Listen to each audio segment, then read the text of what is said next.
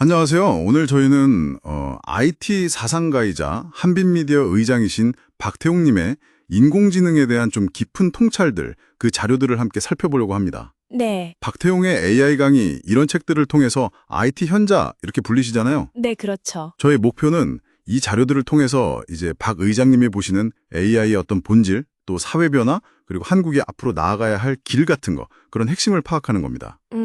특히 그분이 2023년을 AI 쇼크의 해다 이렇게 부르면서 이 변화의 속도, 이걸 되게 강조하셨거든요. 이게 중요해 보여요. 네, 맞습니다. 박 의장님은 이 AI라는 어마어마한 파도 앞에서 한국이 어떻게 길을 찾아야 할지 좀 절박한 그런 질문을 던지고 계시죠. 네, 오늘 그 분석을 한번 따라가 보면서 우리가 뭘 고민하고 또 뭘 준비해야 할지 같이 좀 파헤쳐보면 좋겠습니다. 좋습니다. 박 의장님이 던지는 얘기 중에 제일 흥미로운 게 AI가 뭐랄까 거울 세계 같다는 점이었어요. 아, 거울 세계요? 네, 인간한테는 사실 창의적인 글쓰기나 그림 그리기 이런 게 어렵잖아요. 근데 AI는 이걸 척척 해냈는데 정작 아이들도 할 수 있는 간단한 계산이나 상식적인 판단은 오히려 더 어려워한다는 거예요. 그렇죠. 어려운 일은 쉽게, 쉬운 일은 어렵게. 이 역설, 이게 왜 중요할까요? 바로 그 지점 때문에 AI가 내놓는 결과물 있잖아요. 이걸 무조건 믿어서는 안 된다는 아주 강력한 증거가 되거든요. 아, 예를 들어 대규모 언어 모델 LLM이라고 하는 거. 그러니까 방대한 텍스트 데이터로 학습한 AI 모델들.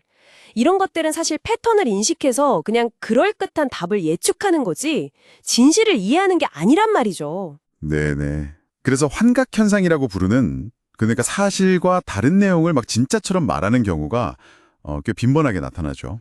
그렇죠. AI는 본질적으로 확률적인 존재고 한계가 명확하기 때문에 그 결과물을 좀 비판적으로 받아들이는 능력, 그러니까 AI 리터러시, 이게 정말 절대적으로 필요합니다.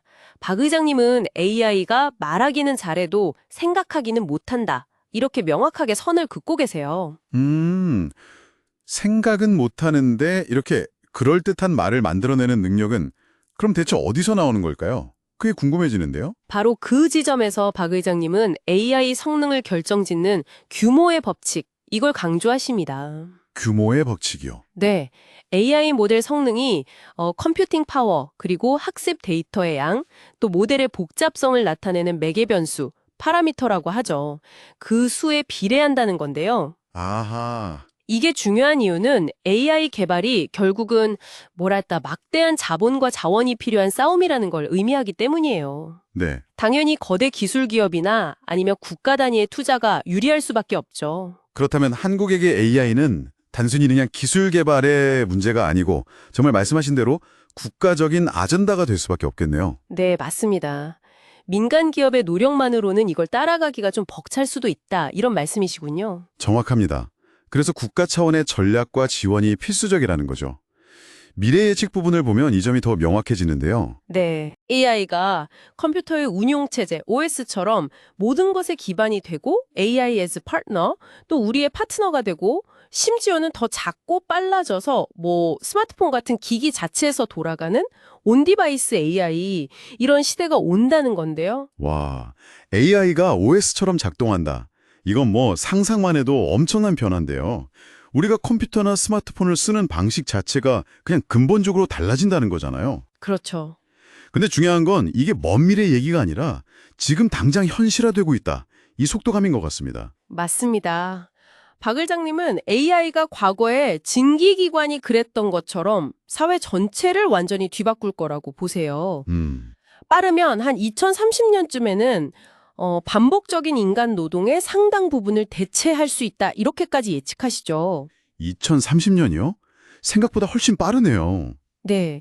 이건 단순히 그냥 일자리가 줄어든다 이런 문제가 아니라 노동의 개념 자체가 바뀌고 사회 구조 전반을 다시 검토해야 한다는 걸 의미해요. 예를 들면 보편적 기본소득 UBI 같은 거 있잖아요. 네, 기본소득 논의. 네, 모든 국민에게 정기적으로 일정 소득을 지급하는 그런 제도, 이런 논의가 훨씬 더 진지하게 필요한 시점이 온다는 거죠. 답을 찾는 능력보다 탁월한 질문을 던지는 능력이 중요해진다. 아, 이 부분도 되게 인상 깊었어요. 네네. AI가 답을 점점 더 잘하게 될수록 인간은 오히려 어떤 질문을 던져야 하는가, 여기에 대한 고민이 깊어져야 한다는 거겠죠. 맞습니다. 그래서 오히려 폭넓은 지식, 그러니까 교양의 시대가 다시 온다고 보시는 거고요. 네. 그리고 이 모든 변화 속에서 윤리 문제를 또 빼놓을 수가 없죠. 박 의장님은 사람을 위한 AI, 이걸 만들기 위한 6가지 원칙을 제시하셨어요. 투명성, 포용성, 책임성, 공정성, 신뢰성, 그리고 보안, 프라이버시. 네. 이런 윤리적 기준이나 규제가 없다면 AI 산업 자체가 지속 불가능할 수도 있다. 이렇게 경고하십니다. 어떤 위험들이 구체적으로 언급되나요?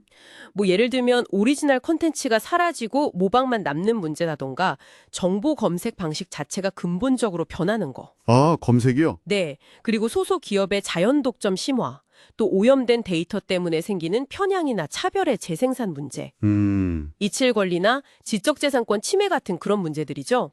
AI는 결국 인간 마음에 대한 거대한 실험과 같아서 굉장히 신중한 접근과 투명성 확보, 이게 무엇보다 중요하다고 강조하십니다. 그렇군요.